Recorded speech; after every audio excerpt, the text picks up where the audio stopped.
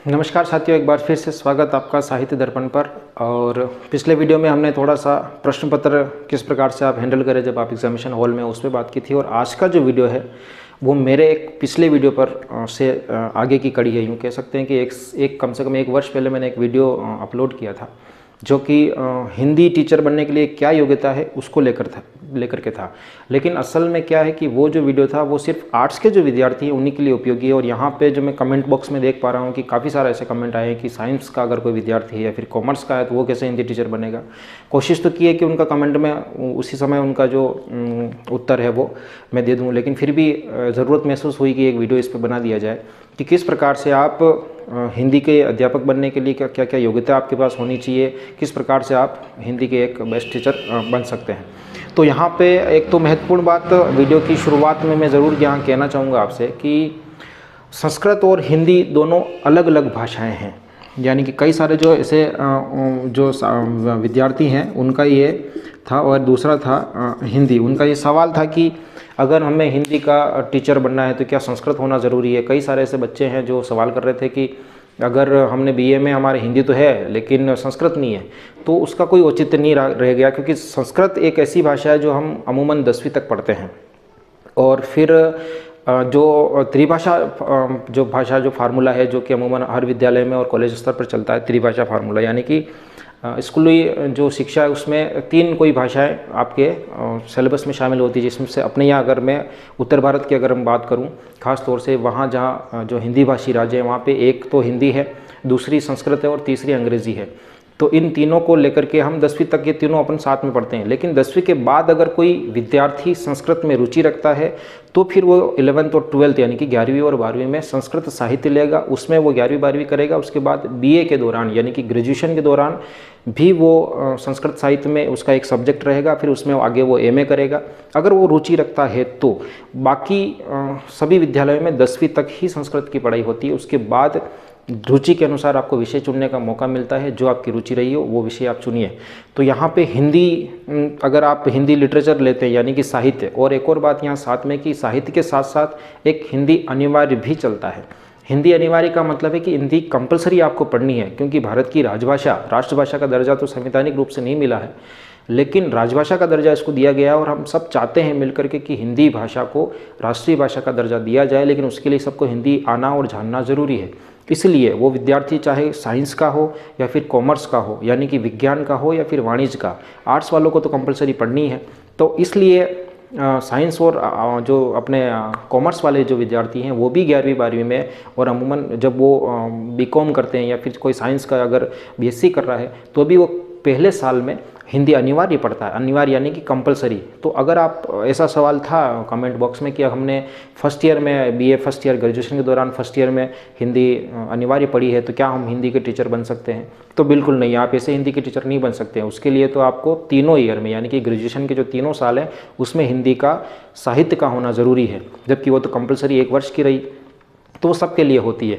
तो उसको लेकर के आप हिंदी टीचर नहीं बन सकते। तो ये छोटे मोटे सवाल थे जिसका हल खोजने के लिए मैंने ये वीडियो बनाया है। तो शुरुआती दौर में पहले मैंने ये बता दिया आपको कि अगर आपको हिंदी का टीचर बनना है तो उसका आपके संस्कृत से कोई ताल्लुक़ नहीं है। संस्कृत 10वीं तक अगर आपने पढ़ी है तो भी आप हिंदी के टीचर बन सकते हो, लेकिन कैसे।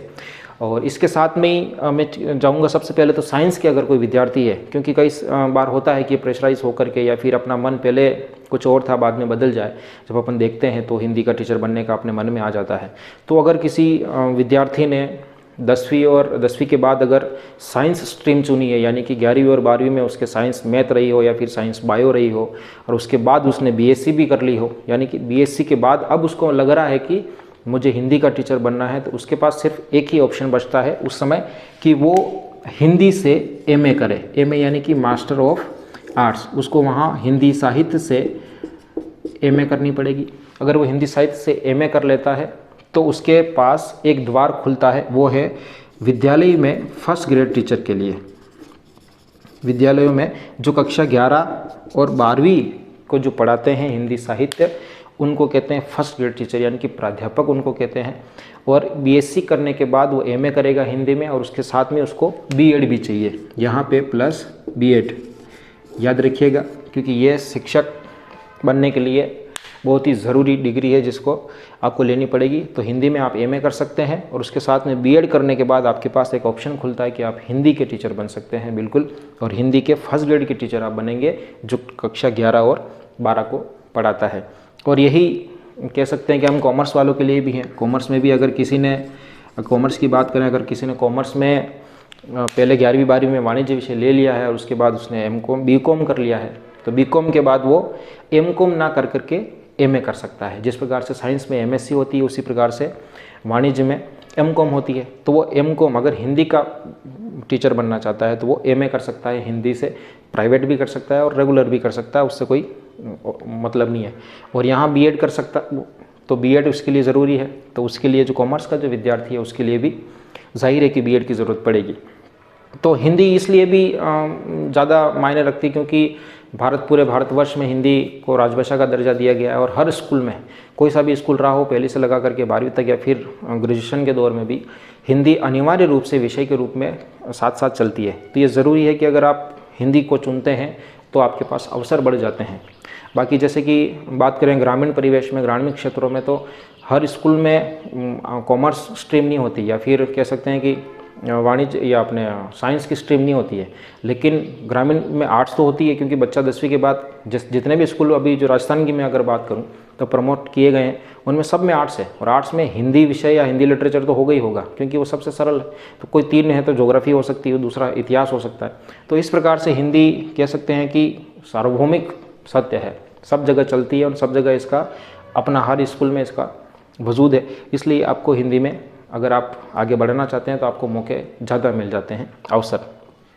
और फिर वही बात है कि ग्रेजुएशन के दौरान तो मैंने आपको काफ़ी सारा जो मेरा जो पिछला जो वीडियो है जो मैंने साल भर पहले बताया था कि अगर कोई बीए का विद्यार्थी है तो वो किस प्रकार से हिंदी का टीचर बन सकता है, यानी कि उसने 10वीं के बाद जो उसने आर्ट्स लिया है तो उसके पास क्या क्या ऑप्शन होते हैं, किस प्रकार से वो बनेगा, टीचर के प्रकार कौन कौन से हैं। वहाँ पे मैंने कॉलेज लेवल पर भी बात की थी कि अगर आप विश्वविद्यालय में या फिर महाविद्यालय में अगर आप असिस्टेंट प्रोफेसर यानी कि सहायक आचार्य बनना चाहते हैं, यानी कि जिसको पहले कॉलेज लेक्चरर कहा करते थे अब उसको असिस्टेंट प्रोफेसर कहा करते हैं, तो अगर आप सहायक आचार्य बनना चाहते हैं तो उसके लिए क्या योग्यता है मैंने वो भी उस वीडियो में बता रखी है।